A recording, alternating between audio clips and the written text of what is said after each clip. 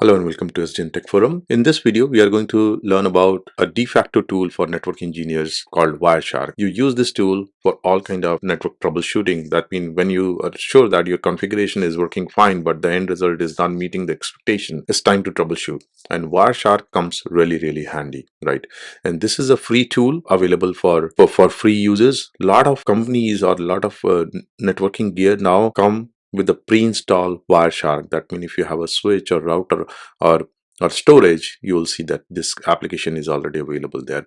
But this is a very useful tool and every network engineer should know about this. In many of my video, I have shown you demo like packet captures, Ethernet, IP, and I use Wireshark for those demos, but I never talk about the tool itself. So I think this is a good time to talk about tool so that there is no assumption that everyone know how to use this tool. All right, so let's get started. To access Wireshark, you can go to wireshark.org. From there on, you have a lot of material available. You can learn about Wireshark, you can download it here, and you can also be a sponsor. All right, our goal is to look at what is the Wireshark doing today. And here you can see Wireshark has a rich feature set which includes the following: deep inspection of hundreds of protocol, live pack capture or offline analysis. So you can do live capture. You can also upload a capture and do offline analysis. Standard 3-pin protocol browser. The great thing is the UI experience is consistent across all the operating system, most of the operating system. That's why it says multi-platform, runs on Windows, Linux, Mac OS, everywhere equally. Rich wipe analysis, read write, capture files, and etc. so on. So go ahead and read that. One of the last thing what I want to tell you is coloring rules. So it's very powerful. You can color your packet based on your interest so that you can follow the conversation. Output can be exported in XML, CSV, or plain text. But we will talk about output when we go to demo. It can capture live data from Ethernet, wireless, Bluetooth. This is a new capability, USB, and some legacy token ring frame relay FDDI, which I don't think you have anything to similar. Decryption support for IPsec, SSL, SNMP-v3. If you have full control over the key storage and nuance capture, you can actually go ahead and decode this encrypted conversations. Learn Wireshark, couple of videos, YouTube videos posted. I especially like videos from Chris. He has done fantastic job around Wireshark education. To download that, you can go to the download, and from there you choose the operating system of your choice, an installer of your choice based on the operating system you're using.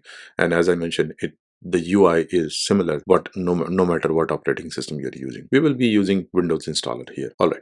So to save some time, I have already installed Wireshark. Once you try to install, it will ask whether you want to install additional things like USB capture, Nmap, etc. In my opinion, you should install all the recommendations. That will come handy. All right. So before we go to demo, let's understand the Wireshark GUI. So this is the default GUI when you install and you do your first capture. This is the default you are going to see. As you can see, let's break it down. Wireshark is a frame capture and analysis tool run on Windows. Everything is an open source program that can be downloaded from this link. Now, the GUI can be broken into multiple parts.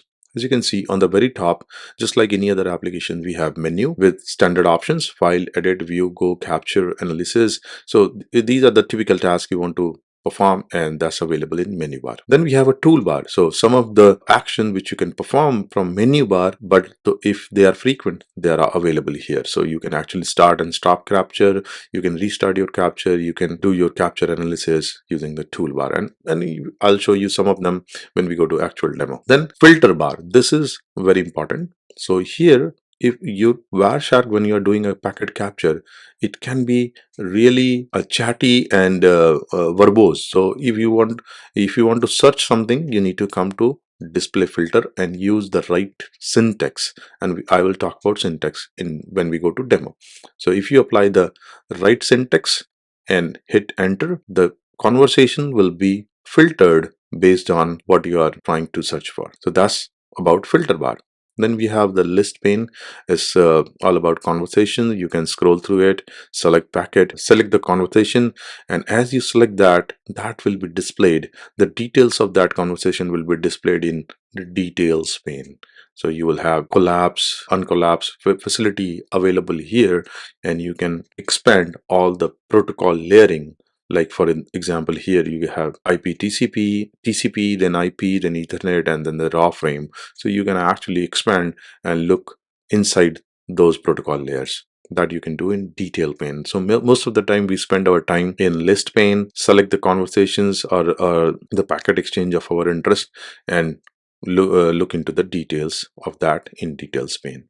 Then there is a byte pane, which actually is a hexadecimal representation of the conversation. So these are the things which is listed in hexadecimal, and they actually correlate with the information shown in details pane. Then finally you have status bar at the very bottom, which tell you what interface is connected, what you are trying to capture, how many packet you have captured, if there is any drops are happening. All those details about your capture you can see in status bar. All right, so we'll go to demo and talk about Wireshark preferences. But just to quickly touch base on why Wireshark preferences, think of preferences as your profiles. So you can have multiple preferences set, you can name them and customizes around your troubleshooting. So many people have a preference or profile for their wired troubleshooting and for their wireless troubleshooting. Use preferences to selectively pick protocol and other relevant parameter so that you can customize it. Now, one more thing is when you run the capture, you have an option to save the output as PCAP or PCAP NG. So PCAP was a legacy format. Now we have PCAP next generation dump file format called PCAP NG for short.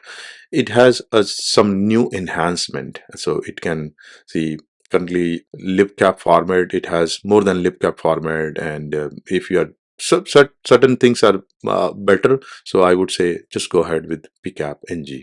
Not going into that subtle detail. The very important part is packet capture versus packet filter. So in Wireshark you can have two type of filters available. You can actually have a capture filter. That means you set this capture filter before starting your capture, and only packet which are matching the criteria, they will be captured. So think of it as a pre-processing rule, and this is good for long-lived capture session. So for example, you are trying to match a signature incoming to your interface, and you know details about that signature. You should probably use a capture filter so that you are not capturing all the packets coming into that interface, but you are selectively matching and then capturing that. So this actually help you reduce the load on your CPU and etc. And you can see capture for many endpoints and VLAN, and a successful capture is better than full storage or a host crash. So it's efficient way to do that. Then obviously once you capture something using capture filter, on top of that you can always run display filters, or what you can do, you can capture everything and then use display filter to dig deep into that. But mind it, when you use display filter, that means it is post processing. You have already completed your capture, and now you are trying to filter something. Short-lived capture sessions, capture for limited endpoints, low risk of resource depletion because you are capturing everything. Some quick filter examples, and these are the display filter essentially. Capture filters I'll show you, they are typical TCP dump style. That means you can use and or etc. Not like a plain English language. So capture filters are like that, and I'll show you that in demo. These are just some of the quick filters what we are going to use during our demo. So stay with me. Let's go ahead and go to demo in this case. As I mentioned, I have already installed Wireshark. And once you open a Wireshark, this is the same GUI interface. What you're going to see, you have the menu bar up here, then you have a tools pane and display filter, and we have status pane here. Because the profile, you can see we have the default profile loaded and it's ready to load or capture. We have not essentially captured anything. All right, let's look at the things one by one. You can see in file, you can actually, if you have any PCAP file stored, you can open that. You don't have to do a packet capture, but if you have something previous capture, you can always load it in Wireshark. Let's go to edit. Here you will see preferences. Within preference, you have appearance, what you want to see in columns. You can add and delete columns. So let's try to do this. This is the user variable part. So you have to name it delete, but this part is drop down. So all the protocols or something, or everything what you can capture, they're listed here. But we are not going to add anything here. We are good with the default profile. You can change coloring, as I mentioned. Coloring is very powerful. You can color these many things. Like if you have a TCP conversations going on, right? You can color them, that what time you are exchanging actual data, when you are spending time with handshake, and when you are closing the connection. So you can color them with respective color, and it will be make much more easier to follow the conversation. Layout, default layout looks good to me. Capture, this is the capture filter. Default interface is this, and then you can say capture packet in promiscuous mode, packet in pkapng format. So all the default settings looks good. Protocols, here all the protocols are listed here. So you can add and select protocols. If we go to advanced, you can see there are many things you can do. And this is kind of like advanced section. We are not going to talk about this in this video because it will increase the length. So let's go ahead and configuration profile. You can see we have a configuration profile default, then we have a configuration profile dedicated for Bluetooth. This is a new one started showing, and then we have the classic when PCAP was a thing. Then you have no reassembly. So these are the default profile, but you can always go ahead and create your own profile, say your wired profile or wireless profile, and have things whatever you want in it. You can also import a profile if some of your coworker already have nice profile set up and you don't want to uh, do it on your own. You can actually export that profile from their Wireshark and import as a zip file or a directory. All right, so let's go ahead and start a capture.